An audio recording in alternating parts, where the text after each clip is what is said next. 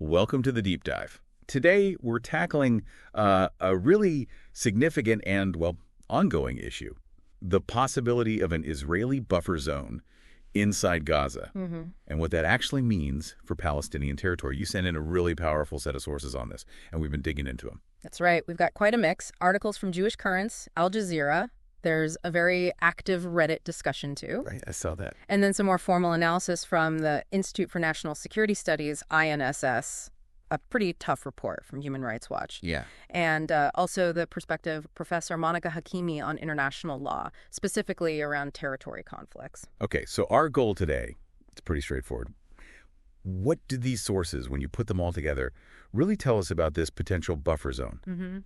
What are the implications, now and maybe down the line? Yeah. And how does it all fit into the bigger picture of land disputes and international law? It's a lot. It is a lot, and you immediately see this tension in the sources. Well, on one side, you have Israel's stated security rationale for creating these zones. Okay. But then on the other, there's the huge impact on Palestinian lives on their land, which sources like Human Rights Watch and Jewish Currents really detail. Right. The human cost. Exactly.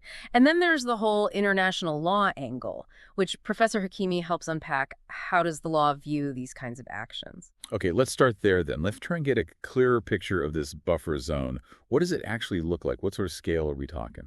Well, the Jewish Currents report really stood out to me. It mentions Israel has actually started creating a militarized border area, but inside Gaza. Inside Gaza. That feels important. It's not just at the border fence. Exactly. It suggests something more, maybe than just a temporary measure during fighting.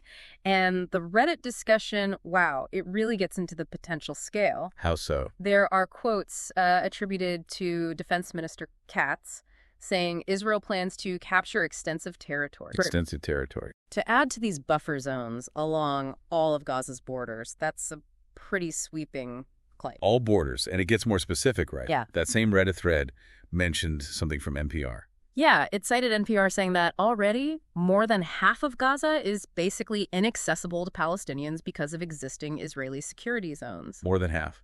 In a place as small and crowded as Gaza. What does that even mean on the ground? It means, well, drastically less space to live, to farm, to access resources. It squeezes an already incredibly dense population into an even smaller area. It's devastating for daily life. And the focus seems particularly intense in the South. Minister Katz, again in that Reddit discussion, apparently talked about the entire southern area. Which used to be home to, what, 250,000 people? Yeah, becoming a buffer zone, which would effectively cut off Rafah. Right, Rafah, which is already overflowing with displaced people. Cut it off from Gaza, and crucially, from Egypt. That crossing has been such a bottleneck, but still vital. Absolutely vital. And it's not just the South. The Reddit thread also points out Israel is pushing deeper, taking more land along the northern border, too. So it's happening at both ends, a sort of shrinking from multiple sides. It looks that way. It seems like a wider reshaping of Gaza's territory, not just one localized zone. You get a sense of the size, the southern zone specifically. Yeah, the Reddit thread mentioned a Haaretz report putting it at around 29 square miles. 29 square miles. How big is that, relatively speaking, for Gaza? It's significant. Gaza's tiny, remember. So 29 square miles is a really substantial chunk of the available land, a major reduction. Okay, but what is this zone going to be? Is it just off limits or something more? That seems to be a key question. It is, and a really concerning one. The Reddit thread, again pulling from Haaretz, raises this possibility. Will it be totally off limits to civilians like other areas? Or, even more drastically, will it be completely leveled, possibly wiping out Rafah? It's a chilling thought mentioned in the sources. That's incredibly stark. And then there's the division within Gaza itself. These corridors. Right, the Netzarim and Marag corridors. Yeah. The Reddit discussion mentioned Netanyahu announcing these. They essentially cut the strip into pieces. Making movement even harder, I imagine. Exactly. Restricting people, goods, further fragmenting the territory. So, okay, we're looking at potentially much less land for Palestinians, and it's being carved up internally. Let's talk motivations. Why? What are the reasons given? Well, the main stated reason coming from Israeli authorities via that Reddit discussion is pressure. Pressure on Hamas to release the hostages. The immediate goal tied to the current conflict. Yes, that's the public-facing objective. But beyond that, there's this constant theme of security, Right, creating safe zones along the borders. That comes up in multiple sources. It seems to be a core justification. But the Jewish Currents piece suggested something else, potentially longer term. It did. It raised the possibility that these buffer zones could be groundwork, paving the way for future Jewish settlements inside Gaza. Settlements. That obviously raises huge red flags internationally. What's the key takeaway there? It shifts the narrative, doesn't it, from temporary security to potentially permanent changes in who controls and lives on the land, a lasting Israeli footprint. And this isn't happening in a vacuum, politically speaking, inside Israel. No, the INSS analysis actually points to internal support. It cites a poll suggesting the Israeli public backed these kinds of measures. So there's a domestic political element driving this too. Definitely. And we should also mention the international context. That Reddit discussion had users, Cap123ABC, I think, pointing fingers at Western nations, saying their support basically enables these actions. Highlighting the geopolitical angle. Right. And then you have others, like user Octo, asking a really fundamental question: does security require holding territory? That's a great question. Does international law, like Professor Hakimi outlines, offer any alternative views on security? Ways to achieve it without taking land? Well, international law really emphasizes respecting borders, sovereignty. Hakimi stresses that taking foreign territory by force is prohibited. So the legal perspective leans towards security through, agreements, demilitarization, cooperation. Not unilateral land grabs. Precisely. It challenges the assumption that controlling more land automatically equals more security. Okay, so a mix of motivations. Hostages, security, maybe settlements, internal politics, and this deeper debate about what security actually means here. Let's shift to the impact, the effect on Palestinians. And this is where the Human Rights Watch report is just devastating. It confirms a lot of what's hinted at elsewhere. Displacement on a massive scale. Hundreds of thousands, right? Yeah. Including people who lived in these areas now called buffer zones. Yes. And remember that figure, over half of Gaza's territory now potentially off limits? Think about that. In an already crowded place, how does losing that much land make the humanitarian crisis worse? HRW gets into that, right? Directly. It shrinks the space for shelter, concentrates people, puts immense pressure on water, food, sanitation, everything. It restricts access to farmland, too, which was crucial. Intensifies every single problem. Absolutely. And cutting off Rafah from Egypt, that just strangles the aid lifeline, limited as it was. Yeah. Makes getting help in, or people potentially moving, even harder. The HRW report details the conditions: lack of shelter, food, water, healthcare. It's dire. And the personal stories, Ghassan, Sarah, they really make it concrete. Tell me about those. Ghassan's video diary excerpts, they show the chaos, the fear, being forced to move again and again. Sarah talks about losing her home, feeling like nowhere is safe. It's heartbreaking stuff. And it's not just being displaced, it's the destruction. Homes, infrastructure. Widespread destruction, yes. Yeah. HRW documents it, even citing other reporting on demolitions, which raises that huge question: can people ever go back? Is return even possible? The scale of destruction makes it seem incredibly difficult, maybe impossible for many. And deliberately destroying civilian homes and infrastructure, that raises serious questions under the laws of war. Absolutely. HRW explicitly voices concerns about this becoming permanent displacement, preventing return. Yeah. And that quote from Ghassan's young son, Bilal, just wanting to go home to eat and drink. It's so basic, so human. Puts it all in perspective. It really does. And the fact that even places like the Brazil neighborhood in Rafah, right near the border, got heavily bombed, forcing more displacement from a supposed safe zone. It just shows there's no real refuge. No. Constant precarity, the cumulative impact, losing land, homes destroyed, the humanitarian crisis. It's an almost unimaginable situation for Palestinians in Gaza. Which brings us squarely to international law. Professor Hakimi's point about prohibiting the forced taking of territory. That seems central here. It's fundamental. She highlights that territorial conflicts are historically nasty, hard to solve, prone to escalation. Banning annexation isn't just a rule, it's foundational for state authority, peace, self-determination. So when Jewish Currents talks about this possibly being de facto annexation, that's a legally loaded term. Very much so. De facto means, like, in practice, even if not officially declared. If Israel controls this land permanently, prevents return, it acts like annexation. Like borrowing something you never intend to give back. That's a good way to put it. It would clearly violate that core principle of international law. And the displacement itself, Human Rights Watch calls it. The war crime of forcible transfer. They argue it's a grave breach of the Geneva Conventions, a crime under the Rome Statute, which governs the International Criminal Court.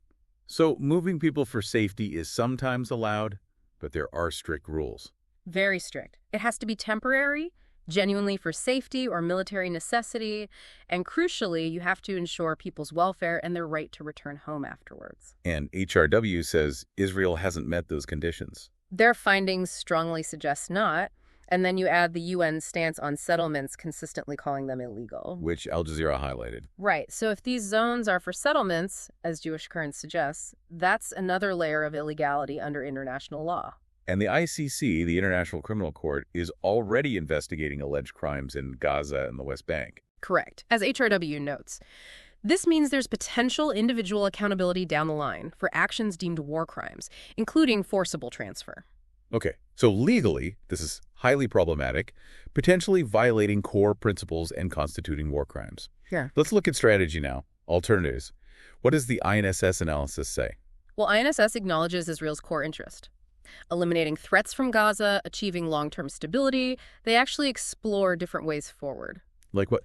Remember something about voluntary immigration? Yeah, that idea, sometimes linked to Trump or Netanyahu. INS mentions it, but casts serious doubt on its feasibility. Why? Practicalities, basically. Moving nearly 2 million people, where would they go? Neighboring countries are very unlikely to agree. Plus, the moral issues and the diplomatic fallout for Israel would be huge. What about Israel just ruling Gaza directly, military occupation? INS discusses that too. They see huge downsides. Massive military and economic costs. International condemnation, likely fueling more resistance and unrest within Gaza. It might suppress Hamas temporarily, but not solve the underlying issues. So, maybe not a sustainable solution. What about promoting alternative Palestinian leadership? That's another option INSS explores, supporting a more moderate Palestinian administration, maybe with Arab and international backing, to take over from Hamas. Sounds plausible, but difficult. Very difficult. You'd need to neutralize Hamas somehow, ensure the new leadership has legitimacy among Palestinians, and guarantee stability. Huge challenges. And INSS points out this inherent tension, right, between getting hostages back and defeating Hamas. A key tension.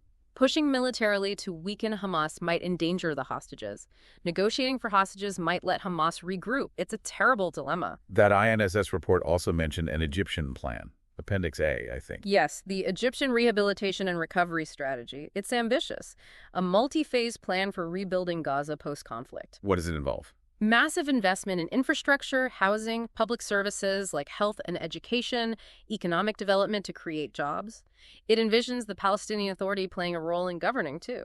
Sounds comprehensive, but also very conditional. Absolutely. It depends entirely on the conflict ending, a stable government emerging, and huge, sustained international funding and cooperation. Big ifs. Let's touch on Hamas's role, as seen in the sources. INSS clearly sees their continued rule as a disaster for Israel. Yes, citing the ongoing threat and Hamas's efforts to build a sort of victory narrative, they also worry about Hamas replenishing its fighters and controlling aid distribution. Maintaining influence even under pressure. But interestingly, Human Rights Watch offered a nuance on Hamas preventing evacuations. Right. They mentioned reports, but their own interviews didn't confirm it. Exactly. HRW acknowledged the reports exist, but the people they spoke to directly didn't report being stopped by Hamas. They suggest it might have been hard for Hamas to systematically prevent movement anyway, given the scale of Israeli operations. An important distinction based on their direct research. Yeah. Finally, overarching all of this is the humanitarian catastrophe. Both INSS and HRW paint a grim picture. Truly grim. INSS notes large parts of Gaza are basically uninhabitable now.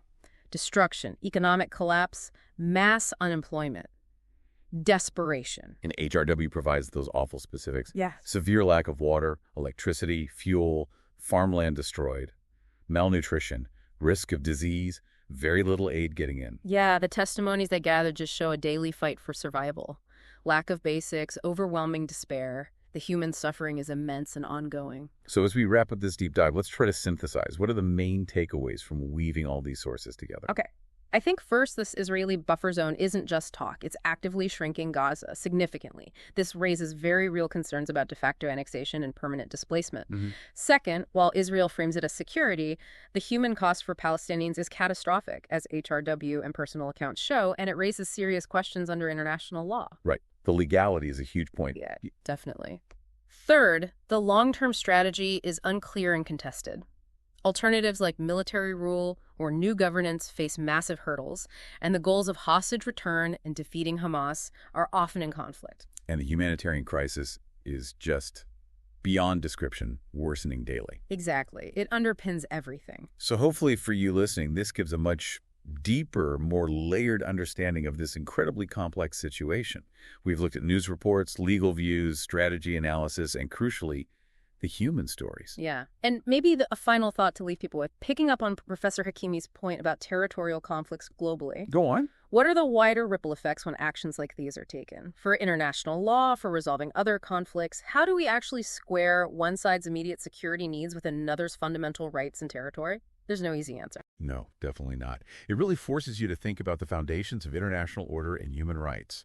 We really encourage you to keep exploring, keep reading perspectives from legal scholars, from humanitarian groups, as this situation continues to develop.